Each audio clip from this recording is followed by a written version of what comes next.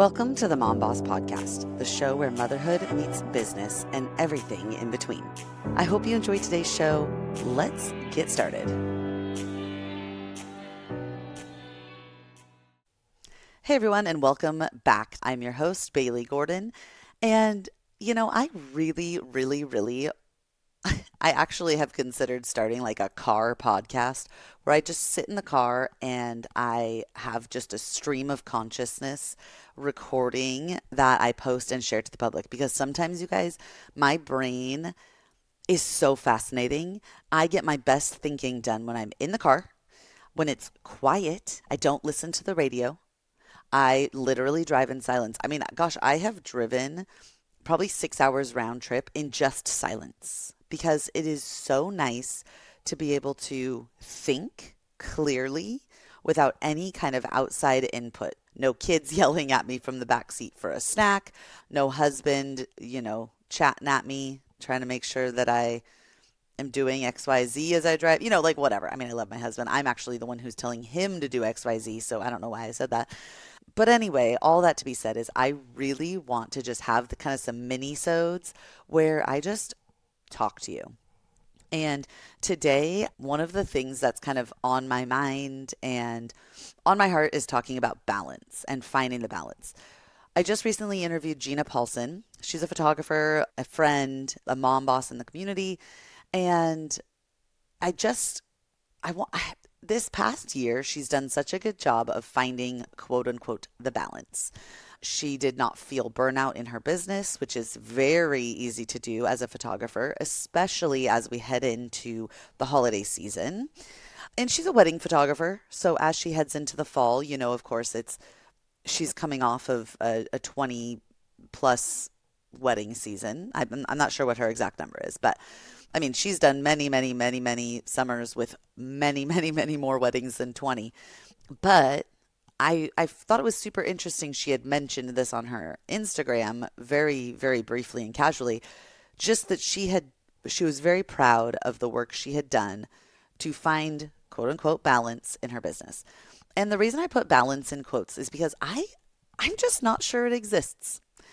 When you choose to do one thing, you are probably, I'm not speaking for everybody, I'm speaking for me probably mostly here, but you are probably dropping a plate elsewhere. And I've heard this saying where, when you're juggling plates, it depends on what the plate is made of. Actually, it's balls. I think it's balls. Why is the word balls so funny? I'm a child. It's balls. When you're juggling balls in the air, are they plastic or are they glass? Are you letting the glass balls drop? The glass balls being your family, your kids, your health, your mental wellness, your exercise, your hygiene, basic things that you need in order to survive? Or are you dropping the plastic balls? Things like, I don't know if this is a plastic ball, but I guess maybe I'm treating it as one. Bills. It probably should be a glass ball. Anyway, don't take that specific advice on what your balls should be, but figure out, you guys, just get used to this, okay? But just understand that some of the balls in your life that you're juggling are glass, and some of the balls that you're juggling in life are plastic, and it's okay to drop some of those balls. They can be picked up. They can be put back into the juggling rotation. They are not the things that are most important for you to keep intact necessarily, okay? Gosh, maybe you know what? I should sit down and figure out what my balls are. Okay, I'm going to do that later. You should do it too. I'm going to come back and we'll talk about balls later. But, it's one of those things. You are talking to the queen of overcommitting and overwhelm and saying yes when I probably should have said no, and everything in between. And I will also say that this year was the first fall that I did not feel overwhelmed, that I did not feel like I had slipped into a deep rooted depression. It was a good fall. And I felt like I was very balanced. I got to be fairly present with the kids. There are some things, sometimes, on Instagram when you see all these party planners and and they're doing all this cute stuff and you save it on your Instagram and you're like, "Ooh, I'm going to do that too." And then it becomes December 22nd and you're like, "Oh my gosh, I forgot to start the advent calendar." Like it's stuff like that. Like sometimes I feel like I'm not doing enough. Oh gosh, that's a whole other podcast episode. We should talk about that later. Just remember you are. You are doing enough. I remember I was thinking, "Gosh, I'm not doing enough. I'm not doing enough." I was I was making sure well, okay, our elf was coming back to the house every single day. She never missed a day. She may have forgotten and she may have arrived a little late, but she was there every morning when those kids woke up to look for her. There was an advent calendar that they got to open up and eat a jelly bean every day. Cool, cool, cool. It's so easy to get caught up in feeling like you're not doing enough. And that's one of the balls. I would say that's one of the balls, the plastic ball. I would say that's a plastic ball. That is one where if you are thinking that you're not doing enough around the holidays specifically, just take a step back and like think about, okay, am I showing up present with them at least like I don't know, at least 30 minutes a day? Like, can you give 30 minutes a day to be completely present? Being more mindful in the presence. I mean, gosh, I'm talking to myself at this point. I'm literally like, let me look at myself. But how can you make yourself realize that you are doing enough? And it comes back to the balance thing. We feel we have these certain expectations that should happen based on what we see society doing or what we see on Instagram and things like that. And you just have to know that society was not made for working mothers. We are still set up in the way that things were before women started getting into the workforce. We are still expected to take care of the house, the kids, the dinner, my husband cooks. So, and he does the laundry and the dishes. So I'm not saying this is all families, but a lot of the mental load still falls on the I don't really want to use the term default parent. I've heard somebody else say primary parent. I think that it would be the same. But a lot of those things fall on the person who has the most quote unquote free time. And we will talk about that in another episode as well. But yeah, I think that one of the main takeaways that I would say you will get from the episode with Gina is talking about finding kind of a few key things to add to your to-do list every day. Achievable, attainable things that help either further your family or further your business, and making sure that you can get those done. That helps you feel accomplished, okay? And then finding your why. Working to figure out why you went full time in the first place. I'll say I went full time because it was expensive to put kids in daycare. I really loved my job. I worked for a small startup called Volt Athletics, where I established a lot of the processes that they use in place for their customer success team. I started that entire department and created a ton of efficiencies and a ton of ideas, and it was amazing.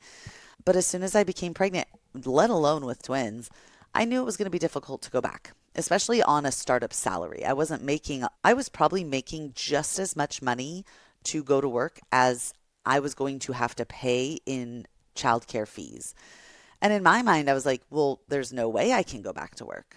I I have to stay home. I had been building my photography business for 8 years up until that point.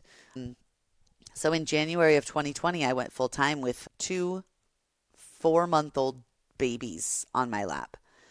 And the pandemic hit 2 months later. And we'll talk about kind of that story in another episode, but I was almost, I wouldn't say motherhood forced me into being a small business owner, but it did force me to take a look at what I wanted. Did I want to be going to work to make the money in order to pay someone else to watch my kids and raise them? I did I want to trade my time for money, and I didn't. I am as a small business owner, the joke is, you quit your 9 to 5, but you work 24/7.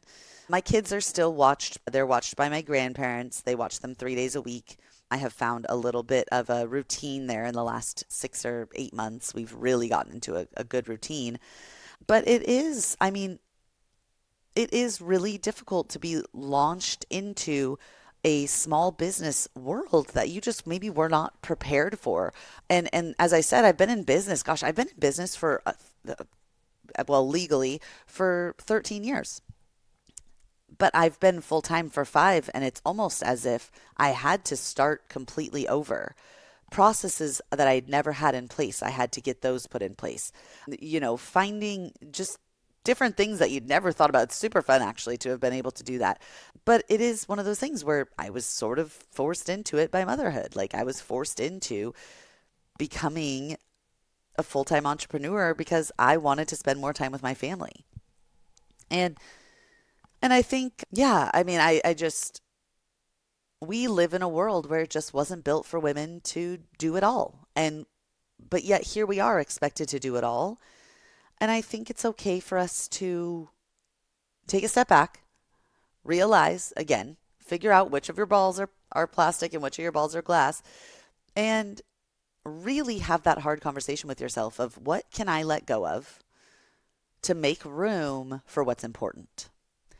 And if you need help doing this, you can always send me a DM on Instagram, like at the MomBoss Meetup. I love talking to small business owners. I might send you like a voice memo or something, but you are so welcome to like just reach out and ask questions. And if I don't have the answer, I will connect you with somebody who does, or I will help you find somebody. Or being a part of this community is more than just coming to meetups or following on Instagram. It's finding a village to help you put those support systems in place that will propel you closer to finding that balance that you're seeking. If you don't have the support systems in place, for example, my family watches my kids so much. I am so grateful. I have a very wonderful village, a very, very, very fantastic village of family. Not everybody has that. And so, and even though I have it, I still seek it out from friends and other entrepreneurs. I'm still looking for like minded women who are in my place. Like my grandma raised kids 50 years ago, my mom raised kids 30 years ago. Even though they are so wonderful and helpful in my parenting journey, they don't necessarily understand what it's like to raise 3 kids at the age that they are and run a business. And so that's a big deal, is finding people who get it, who will lift you up, who will be a sounding board. I just want you to feel welcome and know that your feelings are valid. As you go into the weekend or you finish out your week, I would just love for you to consider writing down what your glass balls are and what your plastic balls are. I'm going to do this too. And here's the other thing. Here's the other thing about this podcast and this group and things like that. I am not speaking to you from any kind of a pedestal. I am speaking to you as someone who is doing this with you. I am a recovering people pleaser, a recovering say yeser. Like, I am doing my best. It's been 6 months since I finally started coming out of the fog of motherhood and intense toddler motherhood specifically. And quite honestly, like a depression and sense of lowness that I didn't know I was capable of. That is definitely going to be another podcast episode. So, anyway, all that to say is I hope that you guys know that this community is for you.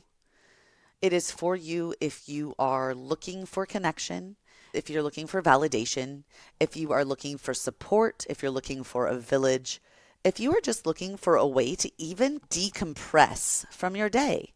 Come meet other moms. Come hang with other business owners. Even if you just come and kind of soak up the energy and the vibes of a meetup, you'll feel the change in your day.